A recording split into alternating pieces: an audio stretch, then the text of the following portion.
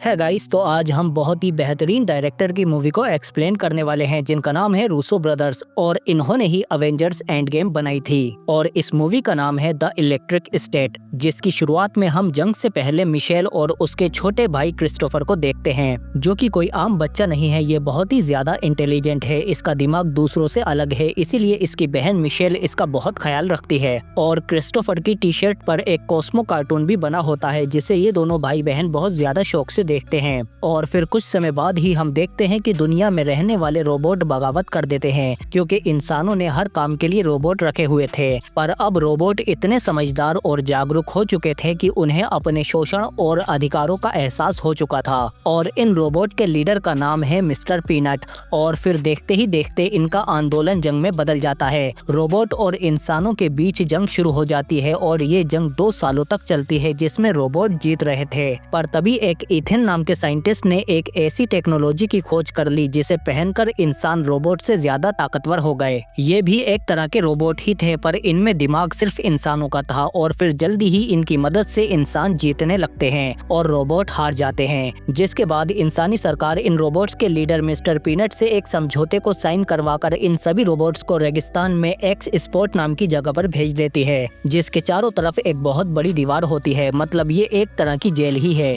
और फिर इसके बाद इथेन अपने उस न्यूरोकास्टर को पूरी दुनिया में फैला देता है, जिससे उसकी कंपनी बहुत ही ज्यादा अमीर हो जाती है, क्योंकि इस न्यूरोकास्टर को पहनकर इंसान एक साथ कई काम कर सकता है, वो भी घर बैठे बैठे। और फिर जंग के बाद हम मिशेल को देखते हैं, जो अपने सौतेले बाप के साथ रहती है, क्योंकि इसका पूरा परिवार एक कार एक्सीडेंट में खत्म हो गया और इसके सौतेले बाप ने इसे पैसों के लिए अपने पास रखा हुआ है। इसका बाप दिन भर न्यूरोकास्टर पहनकर सोफे पर पड़ा रहता है और उसी के जरिए सारा काम काज करता है। और फिर जब मिशेल रात को घर पर सो रही होती है तो इसे फिर से वही रात याद आती है जब इसका और इसके परिवार का एक्सीडेंट हुआ था, जिसमें इसका भाई और इसके माता पिता सब मर गए थे। और फिर उठने के बाद मिशेल को जब कुछ आवाजें सुनाई देती हैं तो वो बाहर जाकर देखती है, पर इसे यहाँ पर एक रोबोट मिलता है, जिससे डर कर मिशेल घर के अंदर आ जाती है और अपने बाप को उठाने की कोशिश करती है, पर वो सो रहा होता है। इसीलिए मिशेल अपने कमरे में जाकर छिप जाती है, पर जल्दी ही वो रोबोट इसके कमरे में भी आ जाता है और जल्दी ही वो मिशेल को देख लेता है। पर ये वही कॉस्मो रोबोट होता है जिसे बचपन में ये दोनों भाई बहन देखते थे। और तभी मिशेल को इसके अंदर से इसके भाई की आवाज सुनाई देती है। पर तभी मिशेल का सौतेला बाप यहाँ पर आ जाता है और कहता है कि अगर इस रोबोट को सरकार ने यहाँ देख लिया तो मुझे जेल भेज देंगे।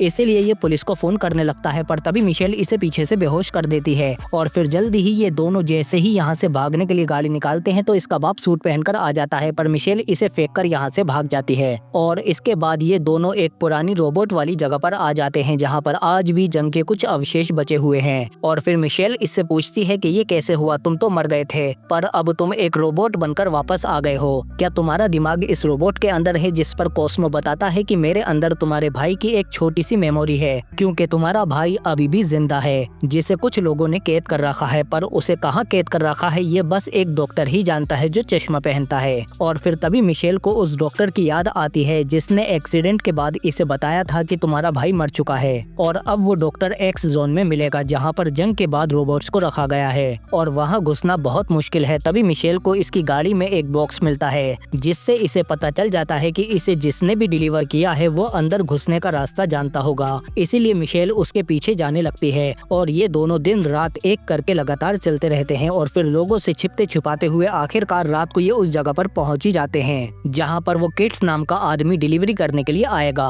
और फिर थोड़ी देर इंतजार करने के बाद किट्स बड़े से ट्रक में एक बंदूक की डिलीवरी के लिए आ जाता है, पर इसका क्लाइंट इसे पैसे देने में आनाकानी करता है और इसे धमकाने लगता है। पर तभी अंदर से किट्स का रोबोट उसे बेहोश कर देता है और फिर ये दोनों मिलकर इसे अपने ट्रक में डाल लेते हैं ताकि इसके कल पुर्जे बेचकर अपने पैसे रिकवर कर सकें। जबकि इधर हम देखते हैं कि मिशेल की गाड़ी से एक एक्स मिलिट्री ऑफिसर मार्शल को पता चल जाता है कि मिशेल उस रोबोट को लेकर कहाँ गई है। और फिर अगली सुबह हम देखते हैं कि किट्स का ट्रक जल्दी ही उस दीवार के पास आ जाता है जिसके पीछे रोबोट्स रहते हैं और मिशेल भी कॉस्मो रोबोट के साथ इनके ट्रक में छिपी हुई होती है। और फिर अपने ठिकाने पर आते ही किट्स रोबोट से कहता है कि चल सामान अंदर ले चल। और फिर हम देखते हैं कि जैसे ही ये दोनों सामान लेकर अंदर जाते हैं तो मिशेल भी उस रोबोट के साथ इनके पीछे पीछे छिपकर अंदर आ जाती है। पर जल्दी ही अलार्म की वजह से किट्स को इनके बारे में पता चल जाता है और ये इन दोनों को देख लेता है और इनसे कहता है कि फौरन बाहर निकलो यहाँ से। जिसके बाद मिशेल इससे कहती है कि हमारा इरादा यहाँ चोरी करना या तुम तुम्हें नुकसान पहुंचाना नहीं है, बल्कि मैं बस अपने भाई को ढूंढ रही हूँ जो दीवार के उस तरफ मिलेगा,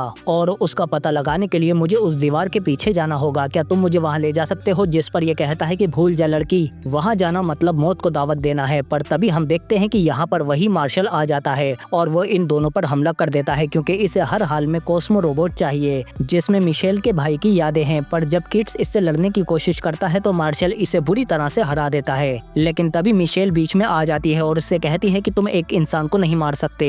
और फिर तभी हम देखते हैं कि किड्स का रोबोट मार्शल के ऊपर क्रेन गिरा देता है और फिर मौका मिलते ही ये लोग यहाँ से भागने की कोशिश करने लगते हैं। पर तभी मार्शल आजाद होकर इन पर हमला कर देता है, जिसके बाद दोनों रोबोट्स इससे लड़ने लगते हैं। और तभी मिशेल एक क्रेन लेकर इसके अंदर घुसेड़ देती है, जिससे ये पूरी जगह टूटने लगती है। और किड्स कहता है कि जल्दी निकलो यहाँ से, ये जगह कभी भी गिर सकती है। और फिर बाहर निकलने के बाद किड्स मिशेल पर गुस्सा करने लगता है कि तुम्हारी वजह से मेरी खुफिया जगह तहस नहस हो गई। पर तभी यहाँ पर इसके एवेंजर बोट्स आने लगते हैं जो दूसरे रोबोट के पुर्जे इस्तेमाल करके जिंदा रहते हैं और ये इंसानों को मार देते हैं। इसीलिए किड्स कहता है कि हमें यहाँ से फौरन निकलना होगा। और फिर यह अपने गोदाम से जाने का इंतजाम करता है और इसका रोबोट्स अपनी बड़ी सी बॉडी में घुस जाता है। और फिर आखिरकार किड्स मिशेल की मदद करने के लिए भी मान जाता है और फिर इसका रोबोट इन्हें एक वैन में रखकर यहाँ से ले जाने लगता है, क्योंकि इन्हें अभी काफी लंबा सफर तय करना है। और इसी दौरान मिशेल इन्हें अपने भाई के बारे में सारी बातें बता देती है कि वो जिंदा है। जबकि इधर हम देखते हैं कि इथन ने जो अपने वर्चुअल आर्मर न्यूरोकास्टर बनाए हैं उनमें कुछ कमी आने लगी है और इसके वर्कर बताते हैं कि ये कमी इसी वजह से आ रही है क्योंकि क्रिस्टोफर की थोड़ी सी मेमोरी उस रोबोट के अंदर थी जो यहाँ से भाग गया। अगर हमने जल्दी ही उसे वापस लाकर क्रिस्टोफर के साथ नहीं जोड़ा तो हमारे न्यूरोकास्टर बंद हो जाएंगे। इसीलिए इथन उस कॉस्मो रोबोट को वापस लाने के लिए मार्शल को बहुत बड़ा कॉन्ट्रैक्ट देता है। जबकि इधर हम देखते हैं कि जैसे ही किड्स और मिशेल रोबोट्स के इलाके में आते हैं तो रोबोट्स बड़े बड़े फिश से इन पर हमला करना शुरू कर देते हैं, जिससे ये लोग नीचे गिर जाते हैं। और फिर ये रोबोट्स आकर इन्हें बंदी बना लेते हैं और इन्हें अंदर अपने लीडर के पास ले जाने लगते हैं। और ये लोग अंदर आकर देखते हैं कि यहाँ हर तरफ रोबोट ही रोबोट हैं। और तभी इनके लीडर मिस्टर पीनट्स इनसे कहते हैं कि समझौते के मुताबिक इंसानों का यहाँ आना मना है।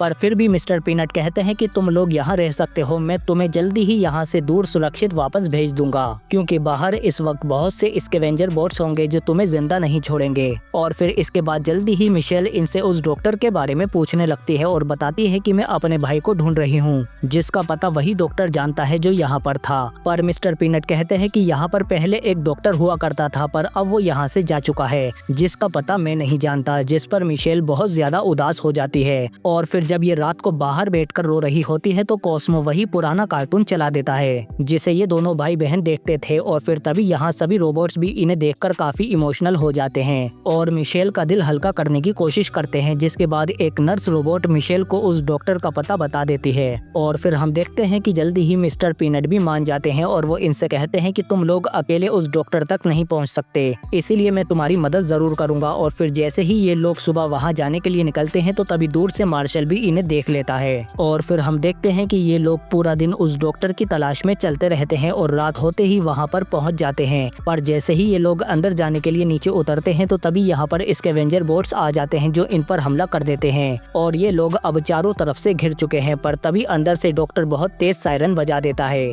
जिसकी वजह से ये बोट्स कुछ देर के लिए रुक जाते हैं। और तभी वो डॉक्टर सीक्रेट दरवाजे से इन सबको अंदर ले लेता है। और फिर मिशेल जैसे ही उस डॉक्टर को देखती है तो इससे पूछने लगती है कि कहाँ है मेरा भाई? तुमने कहा था कि वो मर गया पर वो जिंदा है, तुमने मुझसे झूठ क्यों बोला? जिस पर ये डॉक्टर बताता है कि लोग मर रहे थे और हम जंग हार रहे थे। और तभी एक्सीडेंट के बाद जब तुम्हारा भाई हमारे पास आया तो मैंने उसका स्कैन किया, जिससे मुझे पता चला कि उसके दिमाग में बहुत ही अद्भुत शक्तियां हैं। उसका दिमाग इतना तेज था जिसकी मदद से हम उस जंग को जीत सकते थे। तुम्हारे भाई के दिमाग से ही हम उस न्यूरोकास्टर टेक्नोलॉजी को बना पाए और उसी की मदद से हम उस जंग को जीत पाए। मैंने सारा डेटा अपने इस कंप्यूटर वाले रोबोट में डाल रखा है क्योंकि तुम्हारा भाई कोमा में था। हम जंग तो जीत चुके थे पर अब इथन के अंदर लालच आ गया था, इसीलिए उसने उस टेक्नोलॉजी का फायदा उठाकर अपनी कंपनी को इतना बड़ा बना लिया कि पूरे देश में उसने अपने न्यूरोकास्टर फैला दिए। अब लोग बिना न्यूरोकास्टर के रह ही नहीं पाते। लोग उसके इतने आदी हो चुके हैं कि वो असलियत तक को भूल चुके हैं। वो बस पड़े पड़े अपने सारे काम करते रहते हैं। वो असली जिंदगी भूलकर जिंदा लाश बन चुके हैं और इस सब की वजह है इथन का लालच। पर तभी यहाँ पर मार्शल आ जाता है जो अंदर घुस आता है। तभी मिस्टर पीनट उससे लड़ने लगते हैं ताकि इन लोगों को भागने का मौका मिल जाए। पर जल्दी ही ये मिस्टर पीनट पर भारी पड़ने लगता है। जबकि इधर ये लोग जब बाहर निकलने की कोशिश करते हैं तो तभी यहाँ पर और भी न्यूरोबॉट्स आ जाते हैं और ये इन्हें चारों तरफ से घेर लेते हैं, पर ये लोग भी इनसे लड़ने की पूरी कोशिश करते हैं। ईथन कहता है कि मुझे वो कॉस्मो रोबोट हर हाल में चाहिए, चाहे कितनों को भी मारना पड़े। इसीलिए यहाँ पर लगातार और बोट्स आते रहते हैं, पर ये लोग भी हार नहीं मानते, इसीलिए ये सब डटकर उनका मुकाबला करते हैं।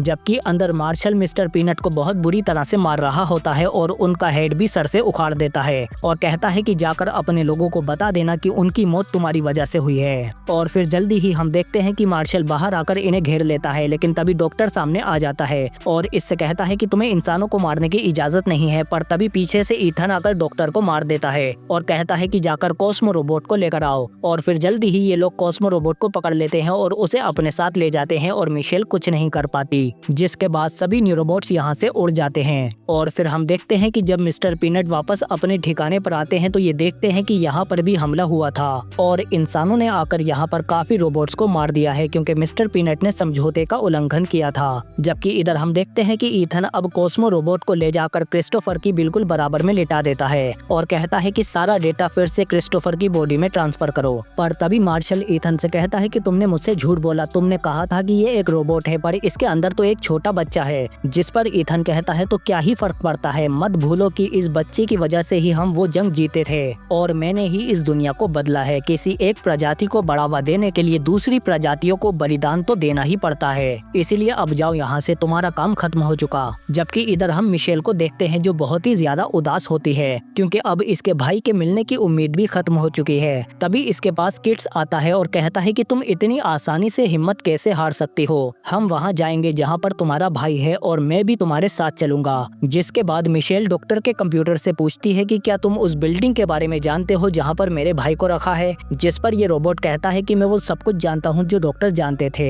पर एक समस्या ये है कि हम तुम्हारे भाई को वहाँ के सिस्टम से अलग नहीं कर सकते, क्योंकि पूरा सिस्टम तुम्हारे भाई के दिमाग से जुड़ा हुआ है। अगर हमने तुम्हारे भाई को अलग कर दिया तो पूरा न्यूरोकास्टर सिस्टम ही बंद हो जाएगा। जिस पर मिशेल कहती है तो ये तो और भी अच्छी बात है। तभी मिस्टर पीनट कहते हैं कि हम हमेशा से जंग नहीं चाहते थे, हमें शांति चाहिए थी। जिस पर मिशेल कहती है कि अगर ऐसे ही चलता रहा तो तुम्हें कभी शांति नहीं मिलेगी। उन्होंने कल ही आकर तुम्हारे कितने लोगों को मारा है, क्या तुम वो सब भूल गए? इंसान और रोबोट एक साथ रह सकते हैं अगर हम न्यूरोकास्टर को खत्म कर दें तो। इसलिए मेरा साथ दो हमारी इस आखिरी जंग में, जिस पर उसके लिए हमें एक आखिरी जंग लड़नी होगी, जिसके लिए मिस्टर पीनट और बाकी सभी रोबोट इस जंग के लिए तैयार हो जाते हैं। और फिर हम देखते हैं कि जल्दी ही ये लोग पानी के रास्ते से होते हुए ईथन की बिल्डिंग के पास जाने लगते हैं और फिर जल्दी ही ईथन की बिल्डिंग पर एक बड़ी सी कार आकर टकराती है जो एक रोबोट ने फेंकी थी, क्योंकि अब ये सब यहाँ आ चुके हैं। तभी ईथन कहता है कि सभी न्यूरोकास्टर को एक्टिवेट करो और इनको खत्म कर दो। जिसके बाद सभी न्यूरोकास्टर बाहर आने लगते हैं। तभी किड्स कहता है कि रास्ता साफ हो चुका है, अब तुम अंदर जा सकती हो मिशेल। और फिर हम देखते हैं कि सभी बोट्स आकर किड्स और उसके बड़े से रोबोट को चारों तरफ से घेरने लगते हैं और इनसे लड़ते हुए एक न्यूरोबॉट्स ब्लास्ट भी हो जाता है। लेकिन तभी किड्स का रोबोट अपनी बड़ी सी बॉडी को छोड़कर उससे बाहर निकल आता है और फिर जल्दी ही ये दोनों सभी न्यूरोकास्टर बोट्स को अपने पीछे बाकी रोबोट्स के पास ले आते हैं और अब ये सब मिलकर इन न्यूरोकास्टर बोट्स की बैंड बजाना शुरू कर देते हैं। रोबोट्स बड़े बड़े सामान इनके ऊपर फेंकते हैं और तभी मिस्टर पीनट कहते हैं कि आक्रमण। जिसके बाद सभी रोबोट्स इन न्यूरोकास्टर बोट्स के ऊपर बुरी तरह से टूट पड़ते हैं और फिर से इंसानों और रोबोट्स के बीच में जंग शुरू हो जाती है। लेकिन इस बार जंग पूरी मानव जाति के खिलाफ न होकर एक सनकी साइंटिस्ट के खिलाफ है, जो अपने न्यूरोकास्टर को हारता हुआ देखकर खुद भी बाहर जाने का फैसला करता है। और इसके बाहर जाते ही हम देखते हैं कि मिशेल अंदर आ जाती है जहाँ पर इसका भाई है और यहाँ के दोनों साइंटिस्ट कंप्यूटर रोबोट को देखकर यहाँ से भाग जाते हैं। जिसके बाद मिशेल अपने भाई से मिलती है जो कि अभी कोमा में है और इससे सिर्फ न्यूरोकास्टर की मदद से ही बात की जा सकती है। जबकि इधर हम देखते हैं कि ईथन अपने बहुत ही स्पेशल न्यूरोकास्टर से कनेक्ट हो जाता है, जिसके बाद इसका बोट जंग के मैदान में आ जाता है जो बाकी न्यूरोकास्टर बोट से बहुत ज्यादा ताकतवर है, इसीलिए ये कई सारे रोबोट्स को मार गिराता है। और इधर मिस्टर पीनट के पास मार्शल आ जाता है और वो इनसे कहता है कि तुम इनसे जीत नहीं पाओगे। जिस पर मिस्टर पीनट कहते हैं कि हम आजादी के लिए मर भी सकते हैं। जिसके बाद मार्शल कहता है कि तुमने ठीक कहा, आज मैं एक ऐसे इंसान से मिला जिसमें एक रोबोट से भी कम इंसानियत है, इसीलिए मैं इस वाहियात जंग का हिस्सा नहीं बन सकता। इसीलिए मार्शल अपने न्यूरोकास्टर को बंद कर देता है। जबकि इधर हम देखते हैं कि मिशेल न्यूरोकास्टर की मदद से अपने भाई के साथ जुड़ जाती है और उससे कहती है कि चलो निकलो यहाँ से। पर इसका भाई कहता है कि मैं यहाँ से नहीं जा सकता, इन लोगों ने मुझे आर्टिफिशियली जिंदा रखा हुआ है, वरना मैं तो बहुत पहले ही मर चुका था। तुमने बाहर मेरा शरीर तो देखा होगा ना, मैं जिंदा नहीं बच पाऊंगा, पर अगर ये लोग चाहें तो मुझे और 100 सालों तक जिंदा रख सकते हैं। जिस पर मिशेल कहती है तो क्या चाहते हो तुम, मैं तुम्हें छोड़कर यहाँ से चली जाऊँ? जिस पर क्रिस्टोफर कहता है बिल्कुल नहीं, मुझे खत्म कर दो। जबकि बाहर हम देखते हैं कि किट्स अपने बड़े से रोबोट की मदद से ईथन के बोट से लड़ने की कोशिश कर रहा होता है, पर जल्दी ही ईथन का बोट इसे काफी डैमेज कर देता है, जिससे किट्स के रोबोट की एक और बॉडी खराब होने पर वो उसमें से भी निकलकर बाहर आ जाता है। पर तभी किट्स को बचाने के चक्कर में ये बहुत ज्यादा डैमेज हो जाता है। जबकि अंदर हम देखते हैं कि ईथन के पास मिस्टर पीनट आ जाते हैं और बाहर किट्स देखता है कि अब इसका रोबोट नहीं बच पाएगा क्योंकि इसका सेंट्रल सिस्टम डैमेज हो चुका है, जिसके बाद ये बंद हो जाता है। जबकि इधर डॉक्टर का कंप्यूटर रोबोट मिशेल से कहता है कि हमारे पास वक्त बहुत कम है, वो लोग यहाँ आ रहे हैं। जिस पर मिशेल कहती है कि मैं अपने भाई को नहीं मार सकती, जिस पर इसका भाई कहता है कि तुम्हें ये करना ही होगा, मैंने वो हजारों चीखें सुनी है। जब ये लोग मेरी मदद से सभी रोबोट्स को मार रहे थे तो मैं उनके दुख और दर्द को महसूस कर पा रहा था और मैं अब ऐसा दोबारा होने नहीं दूंगा, इसीलिए मुझे खत्म करके आजाद कर दो, यही मेरी मुक्ति होगी। और फिर कोई और रास्ता न होने पर मिशेल बाहर आ जाती है और फिर ये अपने भाई के सपोर्ट सिस्टम को बंद करने लगती है, जिससे इसका भाई धीरे धीरे मरने लगता है। और बाहर बोट्स जैसे ही किट्स को घेर लेते हैं तो तभी मिशेल का भाई क्रिस्टोफर मर जाता है, जिसके मरते ही ये सभी बोट्स बंद हो जाते हैं और खोखले कवचों की तरह गिरने लगते हैं। और मिस्टर पीनट कहते हैं कि आज का दिन हमारा है, क्योंकि ये सभी रोबोट्स जंग जीत चुके हैं और बोट्स बुरी तरह से हार चुके हैं। पर इसमें बहुत से रोबोट मारे जा चुके हैं और किट भी अपने रोबोट के लिए रोने लगता है और इससे कहता है कि सिर्फ तू ही तो मेरा सहारा था, अब तेरे बिना मैं क्या करूंगा। पर तभी इस रोबोट के अंदर से एक और छोटा वर्जन निकलकर आ जाता है और ये किट से कहता है कि फिक्र मत कर नल्ले, इतनी आसानी से तुझे छोड़कर नहीं जाऊंगा। और फिर हम देखते हैं कि क्रिस्टोफर के मरते ही पूरी दुनिया के न्यूरोकास्टर बेकार हो जाते हैं। अब लोगों को पता चलता है कि ईथन एक मासूम बच्चे के जरिए इतने खतरनाक एक्सपेरिमेंट कर रहा था, इसीलिए लोगों के प्रेशर में सरकार उसे गिरफ्तार कर लेती है। और फिर मिशेल इंटरव्यू में दुनिया से कहती है कि ईथन की वजह से इंसान अपनी असलियत खो चुके थे, असली दुनिया न्यूरोकास्टर के अंदर नहीं बल्कि बाहर है। हमें एक दूसरे से मिलना जुलना चाहिए, न कि सोफे पर पड़े रहकर अपनी जिंदगी को बर्बाद करना। और फिर इसके बाद हम देखते हैं कि कबाड़ खाने में वही कॉस्मो रोबोट भी जिंदा होता है जिसमें क्रिस्टोफर की मेमोरी थी। मतलब क्रिस्टोफर क्या अब वापस आ सकता है? इसी के साथ ये मूवी यहीं पर खत्म हो जाती है। आपको ये वीडियो कैसी लगी कमेंट करके हमें जरूर बताओ और वीडियो को लाइक करो, शेयर करो और सब्सक्राइब करो। हम मिलते हैं आपसे अगली वीडियो में।